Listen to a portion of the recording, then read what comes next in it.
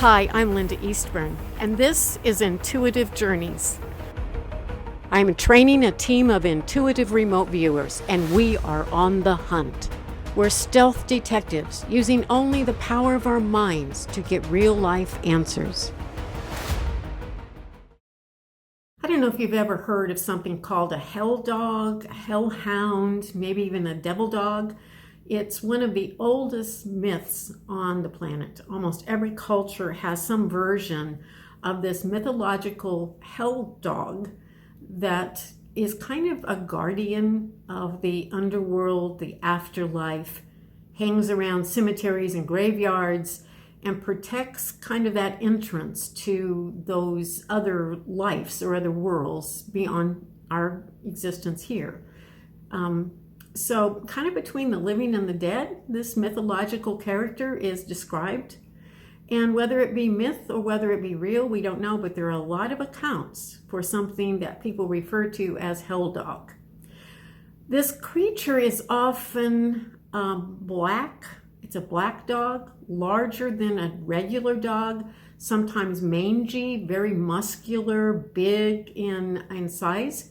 It is described as having reddish colored eyes, glowing, sort of vicious, growling white teeth, and it attacks. It's a very ferocious character. And some myths even say that it can be an omen. If you see it one time, you're probably safe. If you see it twice, watch out. If you see it the third time, it sort of predicts possibly even your death. Now, whether any of this is true or not, we don't know. Whether this creature is real or not, we don't know. But we have a real hell dog story, and here it is. I was on kind of a crooked road, not very traveled at that hour of the evening, and I saw this black creature. And I was doing about 30 miles an hour, so I slowed down to about 10.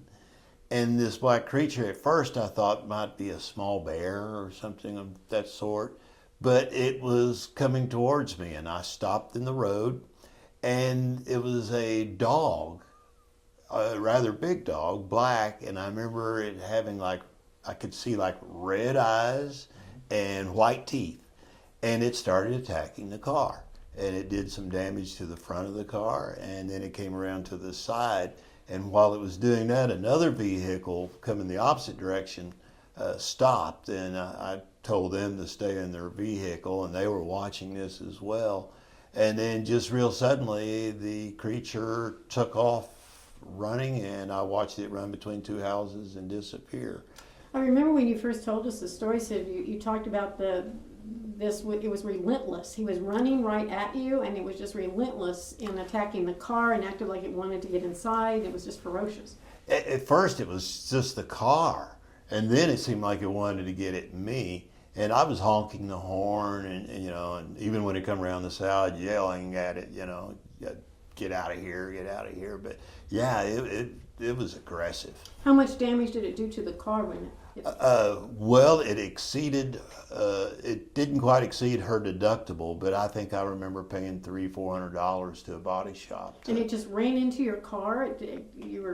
It ran into the front of the car like 3 or 4 times. Did it have any claw marks on the car? No claw marks or no bite marks that I could see, but I could definitely see open mouth, and it was, growling.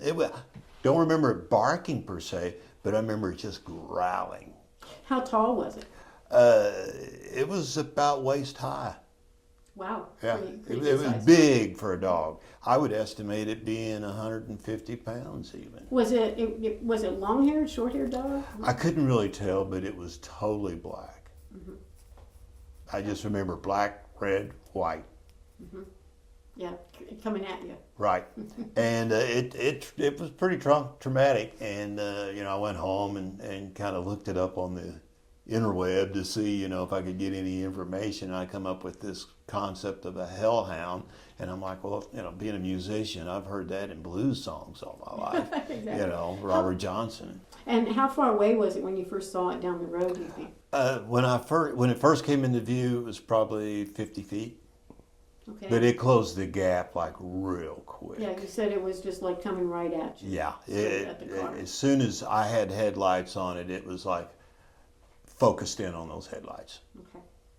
D.A. Roberts is going to help us understand Sid's hell dog experience. He's an expert on this. He's done a tremendous amount of research. He's an author, researcher, podcaster.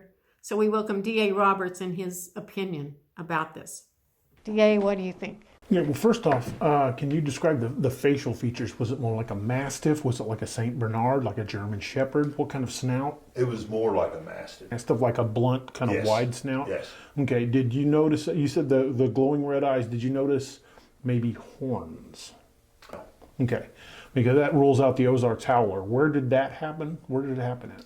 Joe Ball Road. Joe Bald Road. Yes. It is amazing you mentioned that because 3 years ago, we went down to Joe Bald to shoot a promotional video for my book, The Lakeview Man. And we caught something looking at us from behind a tree on video. It was about 9.5 feet off the ground. It looked like it was a wolf structured face, more gray than black. There is a lot of weird things going on down at Joe Bald. Something is going on in that area that they don't want people to know about. And here's the really weird part. When I went back to look for those missing person accounts, they had vanished from the internet, gone, scrubbed. We could not duplicate them. Now, there are a lot of very bizarre things going on down there in Joe Bald, and what I think you may have run into was a juvenile dog man. They are hyper aggressive. There are no accounts of people encountering dogman where it was a friendly encounter. The most common words that they use to describe are hellish or demonic. Dogmen are just straight evil. If you look back through history, there's a condition called cynocephaly, which is a humanoid body with a dog head. Anubis is a great example. Both Marco Polo and Christopher Columbus described encountering these cynocephaly creatures on islands during their travels. In fact, if you look at Catholic iconography, St. Christopher is known as the dog-headed saint. Most of their iconography shows him with the head of a dog. So a question I would have is, what's the difference between dog man that you talk about and the juvenile dog that maybe he encountered? Well, the juveniles, like anything that has offspring, they've got to grow up. And these things tend to be really aggressive. So you saying it was roughly 150 pounds is a fairly small one. The one that I saw in Land Between the Lakes in Kentucky was probably close to 500 pounds. It was a beast. Well, this one was rather bulky. When I said 150 pounds, that was probably my rationale saying a dog, a big dog. But to be more honest, it was probably closer to 250, 300. It was really bulky. It was bulky. That's what made me think it was a bear. A lot of encounters describe people running into dogmen, and it's on all fours. And so many encounters describe a popping sound as they stand up, and I think they have the ability to restructure their hands. And people that have seen them up close describe the hands as looking spindly, like a raccoon's hands. If it was slamming into your vehicle, I think it was trying to get you to get out. I think you were definitely on the menu that night. So the damage it did to the car, describe that to us. It was a borrowed car, but it come directly in front, and it did the damage kind of in the front, and then it came back for a second time on the right front. So it just kept attacking. Yeah, it like 3 different attacks on the front end of the car. Mm-hmm. The first one was just kind of a bump. At that point, how fast were you going, or were you stopped? I was stopped. I might have been doing like 3 miles an hour when he bumped me the first time, and I'm honking the horn, thinking if I drive super slow and honk the horn, he'll get out of the way. Mm-hmm. But whenever he came back and hit hard, I stopped. And there was no way I was going to get out of that car. So he just kept bamming into the car? Yeah, just kept coming at the car, just lunging at the car. Yeah. So is that common? Yeah, typically these things have no fear of man. They know they're the top predator. In fact, there's recorded accounts of people shooting them and it having little or no effect. Wow. And I think that lends to a certain supernatural element to the creatures. I think werewolves, as we believe them in classic literature, are basically people trying to explain the existence of these cynocephaly creatures. How how many do you run into, stories do you run into of this nature? Oh, there are hundreds. They come in constantly. There seem to be there's a organization I'm part of called the North American Dogman Project, and what we do is we delve into the accounts and we research this creature. Across the United States, the majority of Dogman encounters seem to be in the Midwest. The emotional side of me knew that I had encountered evil that night. You know, and that's not uncommon. People who have encountered the Dogman have said it was evil. It meant me harm. The glowing red eyes is not uncommon, but more common are like what they refer to as a hellish yellow eyes. But red eyes are also common. Yeah, I just remember when I did see the eyes, it was hellish, and I thought I'm encountering an agent from the dark side. Well, one of the strange factors about Dogman is a large percentage of the encounters are reported near cemeteries, which connects back to Anubis being god of the dead. An old cemetery at the top of Joe Ball Road. Yes, there is. And I think that's what attracts them. I don't know if it's the bones. I don't know if it's just the lingering specter of death, but they seem to be focused somewhere near a lot of Native American burial mounds. You can run into them near those. Well, the first white man in that area, which paddled down with a Delaware Indian, is actually buried in that cemetery. If you remember just a few days ago, I showed you all of this ugly raised bed garden out here. Now we have it all smoothed out. It's ready for planting some grass, maybe getting a few flower beds out here. It's nice and clean, ready to go. I am a happy camper about this. After hearing about Sid's Hell Dog story, I decided to make it a target or a session. So completely blind to the team, I made it a target and asked them to describe what they saw in this character. And here's the results they got back from the blind intuitive remote viewing session on Hell Dog. Okay, this is 7499, and it's a situation I'm not going to give you a lot of heads up on. I just want you to figure out what you can about what happened and what this was. Okay, so just have at it, and then I'll give you more information after the fact.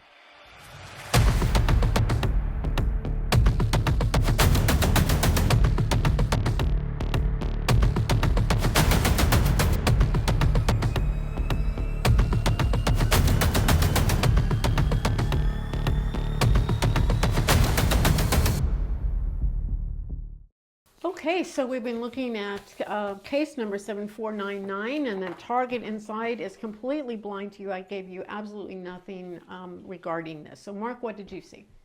I think we're looking for something lost. Okay. That's pretty general, but could be jewelry, money, gold, or a person. Okay. Sid? I just kind of got little blurbs, seems like, coming to mind. First one was resolution, found. Then I have good for show. Okay.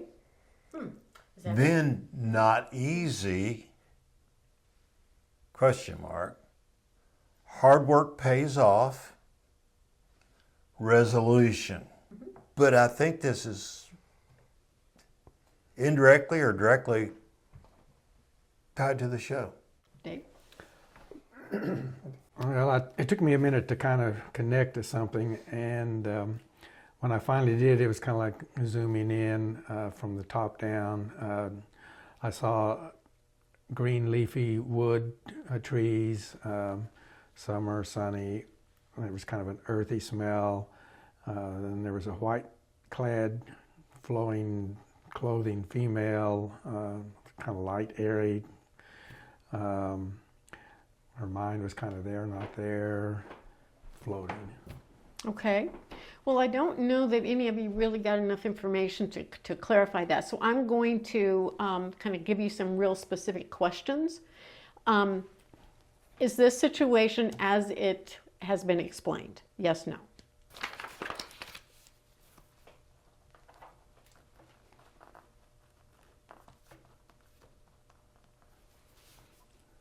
Why was the behavior of this thing, creature, person, whatever, why was the behavior as it was?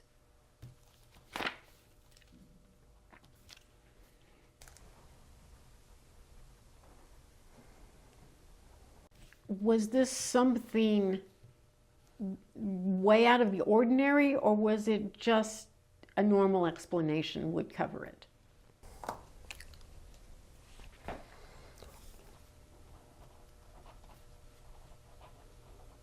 First word that comes into mind that gives us clarification on this, write it down. First word that comes to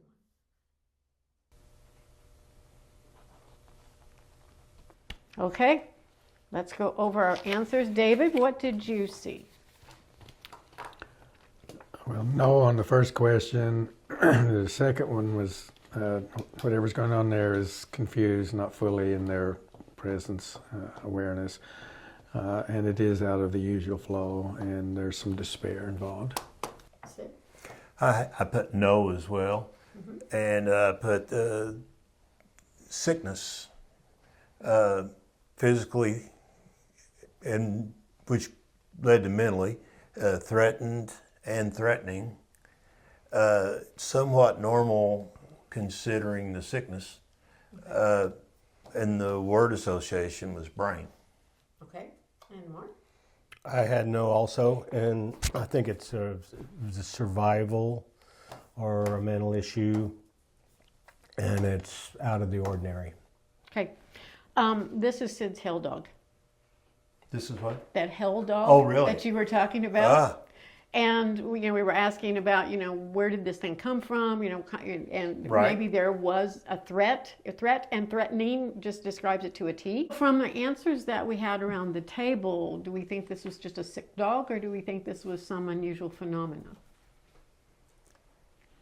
Well, I got that it was a sick dog. Yeah, that's what I heard from what you got. There was something there, but it wasn't fully in its aware, in the physical presence, so it could have been a sick dog, but something was going on that was causing it to not act normally in any way. Could I ask you a question? Sure. You think it might have been possessed? I would almost think something like a rabid dog, Okay. possessed by some diseased, it may not be rabies, it may have been some other viral or something like that. More natural. Okay, well, I think we got quite a bit of information about hell dog. We have some new blooms coming on. Look at this. Yes, nice. Very pretty. They're just now turning kind of a gorgeous pinkish color. Yeah, nice. It's a whole row of flowers that I have along the north side of my house. They wait until fall and then they start blooming, and they're just nice, nice, nice. Join us next episode when we look at a possibly cursed lava rock. If you like the show, like, share, and subscribe. See you next time.